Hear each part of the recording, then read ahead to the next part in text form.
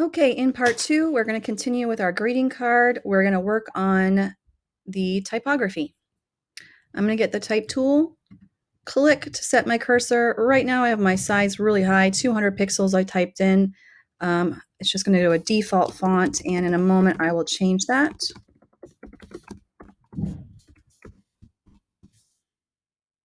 Okay, I could keep this font, or I'm going to highlight the text with the type tool, drop down the fonts and choose a different font.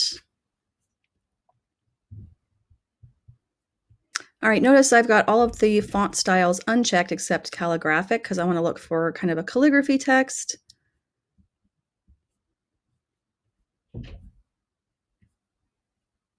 Calligraphy font.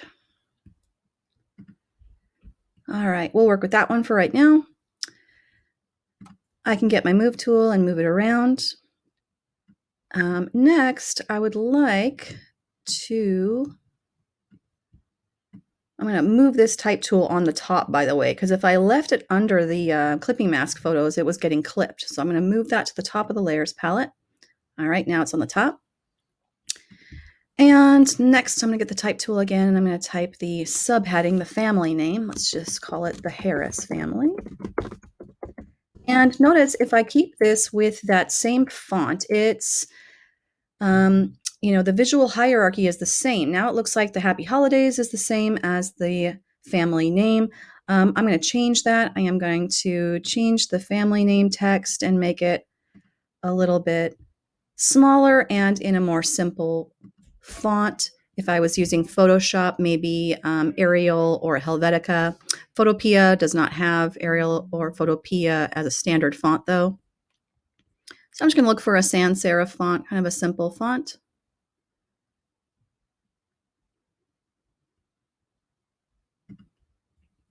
And I'm going to make it much smaller and see how that looks. All right now I'm just kind of centering everything. So this is centered, and then the Happy Holidays is centered, but I think I'm going to go ahead and have the Happy Holidays be larger and overlap my photos.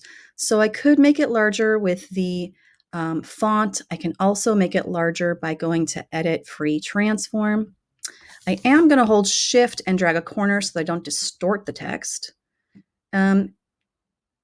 If you don't hold Shift, you actually could make the text, elongate, and some people think that that's kind of distorting your font. The choice is up to you. Okay, so now I could, pretend all my photos are here. I'm going to overlap the text onto my photos. I could leave it white, or how about I play around with, color and with layer styles. So instead of going back to the fonts, I'm actually going to play around with the layer styles on the Happy Holidays layer. So I'm going to go to layer style blending options. And from here, I could do a color overlay. So I'm going to click on color overlay, and then here's my color swatch. Right now I've got a red overlay. That might be nice. Or maybe I want it to be black. All right, that could work. Or maybe you'd like to do a pattern overlay. How about instead of a color overlay, I'm going to click on pattern overlay. This is a default pattern with the red and then the yellow dots, but I could, just like in your text effects tutorial we did previously, I could upload my own pattern, like a candy cane pattern or something else that is appealing. All right, next, what if I want to make, how about I'm going to give the text a bevel and emboss to make it look a little raised, like on real greeting cards where you can actually run your fingers over it. So right now I'm on bevel and emboss, and it has an inner bevel, and you can play around with it, the distance and the size, and make it stand out more. If I gave it an emboss, it just looks a little more raised.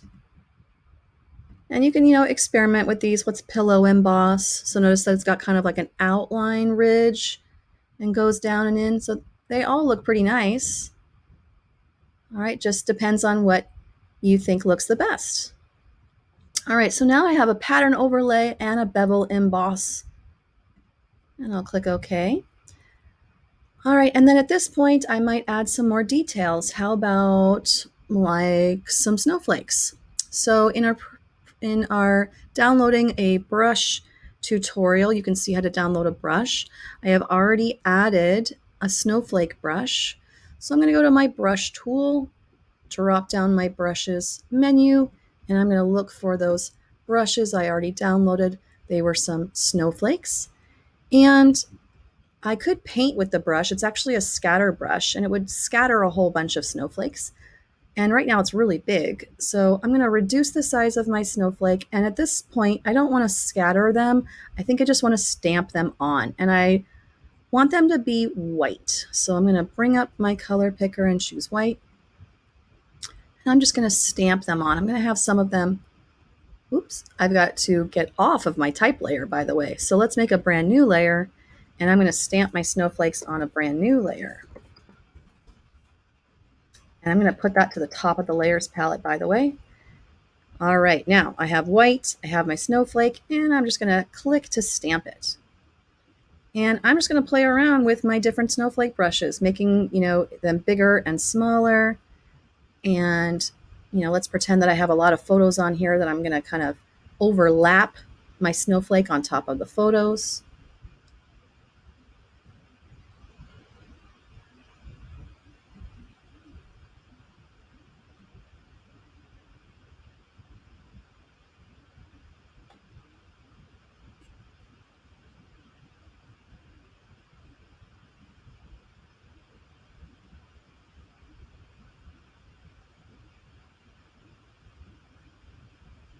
Okay, and that's it. I used the template to add my photos, added a stroke around the photos, a white stroke, added my text in a script font, used a pattern overlay and Bevel and Emboss, added the family name. Right now my text was centered. I could play a little bit with the text in terms of stacking it vertically.